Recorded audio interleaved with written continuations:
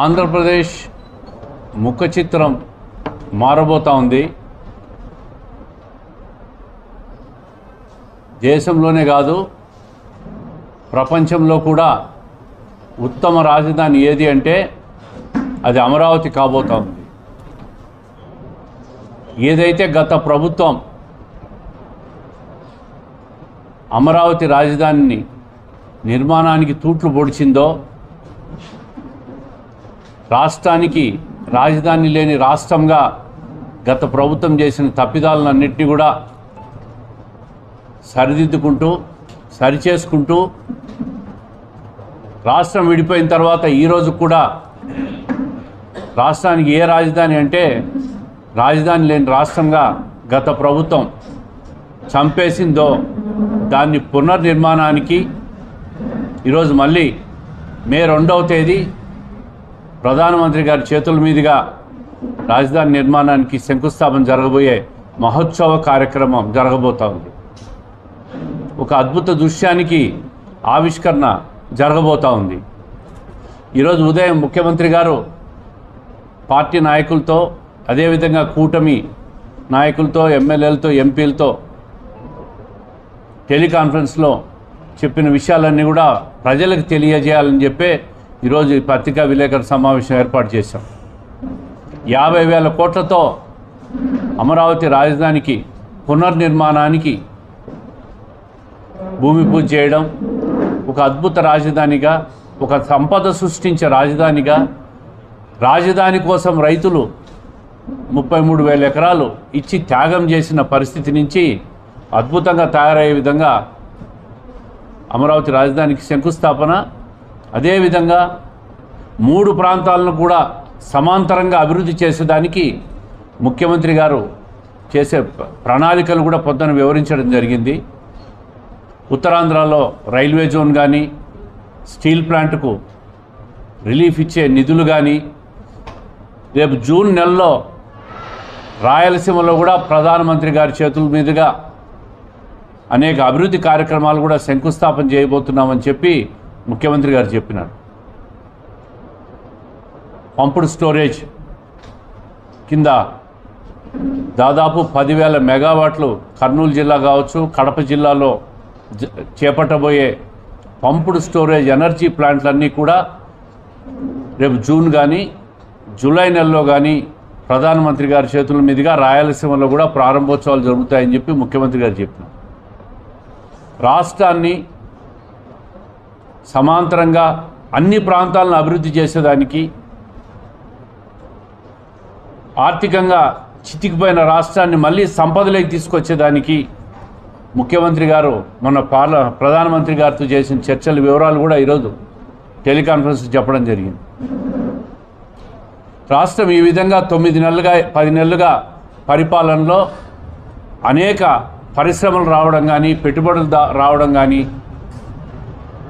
భవిష్యత్తులో ఇవన్నీ కూడా సంపద సృష్టికి దోహదపడే విధంగా తయారయ్యే విధంగా ప్రభుత్వం చేస్తున్న కృషిని ప్రజలందరూ గుర్తించాలని చెప్పి కోరుతూ ఉండా, ఎన్నికల్లో చెప్పిన ప్రతి హామీని ఈ ప్రభుత్వం దశల వారీగా నెరవేర్చుకుంటూ ముందుకు పోతూ ఉంది. ప్రతిపక్షాలు చాలా మాటలు మాట్లాడుతున్నారు. 1 సంవత్సరం కాకముందే అధికారం కోల్పోయి నిరాశ నిస్పృహలో ఉంటూ ప్రభుత్వం మీద ప్రతిరోజు దుమ్మెత్తిపోసే ప్రయత్నం చేస్తూ ఉంటారు. ఈరోజు వాళ్ళు చేసిన కుంభకోణాలన్నీ ఒక్కొక్కటి బయటకు వస్తూ ఉన్నాయి.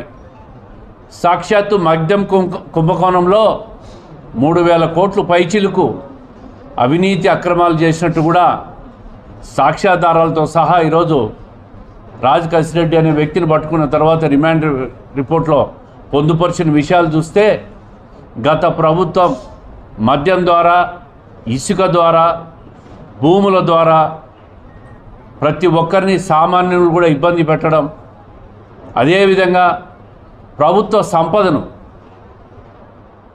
ఇవన్నీ కూడా కొల్లగొట్టి అవినీతి చేసిన పరిస్థితిని కూడా చూసాం. ఈరోజు అందుకే ప్రతిపక్షాలకు మద్యం కుంభకోణం బయటకు వచ్చిన తర్వాత నోట్లో మాట రావడంలే. మాజీ ముఖ్యమంత్రి జగన్మోహన్ రెడ్డి గారు అయితే ఈ రాష్ట్రంలో ఎక్కడ కనపడడంలే, వాళ్ళ నాయకులకు నోట్లో మాట రావడంలే. రాష్ట్రం అభివృద్ధిలోకి పోతా ఉంది. ప్రజల ఆశీస్సులు తెలుగుదేశం పార్టీ కూటమి ప్రభుత్వానికి ఉన్నాయి. మా ప్రభుత్వంలో జరిగిన అవినీతి అక్రమాలన్నీ బయటకు వచ్చేస్తున్నాయి. ఏం మాట్లాడాలనో పాల్గొని పరిస్థితిలో ఏదో ఒకటి ఉనికి కోసం ప్రతిపక్షాలు మాట్లాడుతున్న తీరును పూర్తిగా ఖండిస్తూ ఉంటాం. వాళ్ళు ఏం మాట్లాడినా ఎవరు ప్రజలు పట్టించుకోరు, పాలకపక్షంలో ఎవరు పట్టించుకోరు, ఎవ్వరూ వాళ్ళు ఏం మాట్లాడినాడు కూడా పట్టించుకునే పరిస్థితుల్లో లేరు. ఈరోజు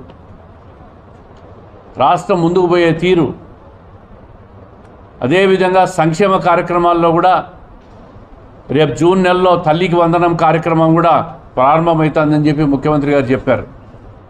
ఆర్థికంగా ఎన్ని కష్టాల్లో ఉన్నా సూపర్ 6లో చెప్పిన ప్రతి హామీని నిలబెట్టుకుంటాం. రాష్ట్రాన్ని అభివృద్ధి పదంలో ముందుకు తీసుకుపోతాం. 3 ప్రాంతాలు, ఉత్తరాంధ్ర కావచ్చు, అమరావతి ప్రాంతం కావచ్చు, రాయలసీమకు కూడా అన్ని ప్రాధాన్యతలు ఇచ్చి పెట్టుబడులు తీసుకొచ్చి సంపద సృష్టించి ఉద్యోగ కల్పన, ఉపాధి కల్పనలో ఈ రాష్ట్రం ముందుకు పోతుంది. ఇవన్నీ కూడా ఏవైతే ఇప్పటికి వచ్చిన పరిశ్రమలు MOUలు అన్నీ చేశారో ఈ పెట్టుబడిదారులందరూ కూడా పెట్టుబడి పెట్టి ఇవన్నీ ముందుకు తీసుకుపోవాలంటే 4-5 సంవత్సరాల్లో ఇవన్నీ కూడా రూపాంతరం చెందే పరిస్థితి ఉంది. ప్రతి ఒక్కరు కూడా మీరు ప్రజలకు వివరించాలా, ప్రజలకు తెలియచేయాలా. రాష్ట్రంలో ఉన్న తెలుగు ప్రజలందరూ కూడా ఈ రాష్ట్రంలో గత 5 సంవత్సరాలు జరిగిన అవినీతి కావచ్చు, ఈ 10 నెలల్లో జరిగిన మనం చేసిన కార్యక్రమాలు, అభివృద్ధి కార్యక్రమాలు కానీ, సంక్షేమ కార్యక్రమాలు కానీ అమలు తీరును కూడా ప్రజలకు వివరించాలని చెప్పి ముఖ్యమంత్రి గారు పొద్దున్న టెలికాన్ఫరెన్స్ చెప్పడం, ఇవన్నీ కూడా మీ ద్వారా రాష్ట్ర ప్రజలందరూ తెలియజేయాలా. ముఖ్యంగా కడప జిల్లాను కూడా రాయలసీమ నడిబొడ్డునుంది. మీరు చూశారు, కొప్పర్తి ఇండస్ట్రియల్ హబ్బును కేంద్ర ప్రభుత్వం గుర్తించిందంటే అది చంద్రబాబు నాయుడు గారి కృషి, తెలుగుదేశం కూటమి ప్రభుత్వం కృషి అని చెప్పి కడప జిల్లా ప్రజలందరూ కూడా తెలుసుకోవాలా. ఏ రోజు కూడా గత 5 సంవత్సరాల్లో ముఖ్యమంత్రి గారి జిల్లాలో ఉండి కొప్పర్తి ఇండస్ట్రియల్ హబ్బును కనీసం ఒక్కరోజు కూడా పరిశీలనకు కానీ, అప్పుడు మంత్రులు కానీ సమీక్షలు చేసిన పరిస్థితులు లేవు. ఈరోజు మంత్రులు రావడం, సమీక్షలు చేయడం, ముఖ్యమంత్రి గారు MSME సెంటర్, నాలెడ్జ్ సెంటర్ను కూడా అక్కడ నిర్మాణానికి అనుమతులు ఇవ్వడం, ఇవన్నీ కూడా రాయలసీమకు ఇండస్ట్రియల్ హబ్గా కడపను తయారు చేసేదానికి అన్ని ప్రణాళికలతో ఈ ప్రభుత్వం ముందుకు పోతూ ఉంది. అదేవిధంగా అమరావతి కానీ, ఉత్తరాంధ్ర కానీ ఇవన్నీ కూడా రాష్ట్రానికి భవిష్యత్తులో సంపద సృష్టించడానికి ఇవన్నీ కూడా దోహదపడతాయని చెప్పి మీ ద్వారా ప్రజలకు తెలియజేసుకుంటూ, ప్రతిపక్షాలు మాట్లాడే మాటలు, ప్రతిపక్షాలు చేసే విమర్శలు ఇంకెవరు పట్టించుకోరు. పాలకపక్షం కూడా పట్టించుకోదు, ప్రజలు కూడా పట్టించుకోరు. రాష్ట్రాన్ని ముందుకు తీసుకుపోవడమే ధ్యేయంగా కూటమి ప్రభుత్వం పనిచేస్తుందని చెప్పి ఈ సందర్భంగా మీకు తెలియజేస్తాం.